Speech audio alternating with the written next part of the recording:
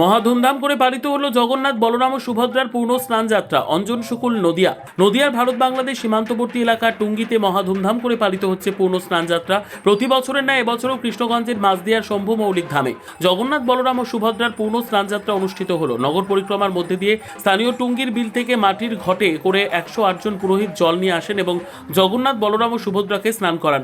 বর্তমানে শম্ভুনাথ মৌলিক ধামে পুজো অনুষ্ঠিত হলেও এটা পরিচিত মাঝদিয়ার প্রাচীন রথযাত্রা বিগ্রহের পুজো হিসেবে।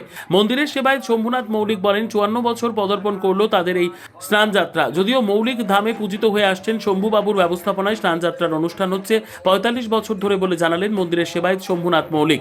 থানযাত্রার উপলক্ষে সকাল থেকেই এলাকায় ভক্তদের দেখা যায়। পূর্ণ স্নান যাত্রা শেষে ঘরে প্রবেশ করবেন জগন্নাথ বলরাম সুভদ্রা। কথিত আছে তাদের জ্বর আসার কারণেই তারা ঘরে বন্দী থাকবেন। পূর্ণ স্নান যাত্রা উপলক্ষে ভক্তদের জলখাবার ও আহারের ব্যবস্থা করা হয়। পাশাপাশি যেমন একদিকে চলে কীর্তন গান, অন্যদিকে ধর্মীয় আলোচনা অনুষ্ঠিত হয়।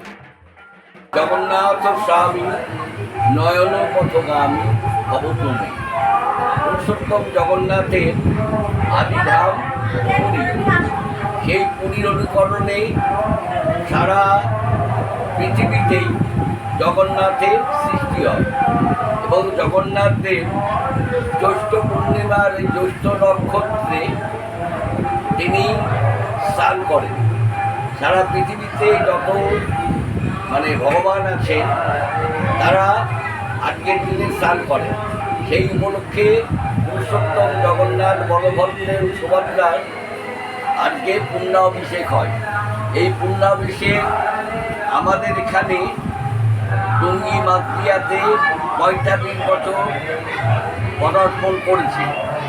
আমাদের অনুষ্ঠান শুরু হচ্ছে সকালে নগর পরিক্রমার মাধ্যমে 108 জন ব্রাহ্মণ, তারা 108 ঘোড়া পূর্ণ স্নান বাড়ি দিয়ে জগন্নাথের স্নান করার এবং শাস্ত্র মতে বিভিন্ন উপকরণ যেমন তৈলহরিদ্রা, আখের রস, নারকলের জল, পঞ্চকব্য, পঞ্চামৃত, দুধ, ক্ষীর ইত্যাদি দ্বারা সর্বসৌধি, মহাঔষধি, পঞ্চকষার, সহস্রধারা ইত্যাদি 21টি সংখ্যক দ্রব্য দ্বারা জগন্নাথের স্নান সম্পূর্ণ হয় এবং জগন্নাথের স্নানের পর জগন্নাথকে আবার পুনরায় সজ্জিত করে সারাদিনব্যাপী পূজা, ভোগ, আরতি, পুষ্পাঞ্জলি ইত্যাদি নিবেদন হয়। এই যে জগন্নাথের স্নান যাত্রা করা হবে, জগন্নাথ কতদিন থাকবে ঘরের মধ্যে? জগন্নাথের কথিত আছে জগন্নাথ স্নান যাত্রার পর 7 দিন তিনি বিশ্রামে থাকেন, তার জ্বর হয়। এই জ্বরের সময় নানা রকম জড়িবুটি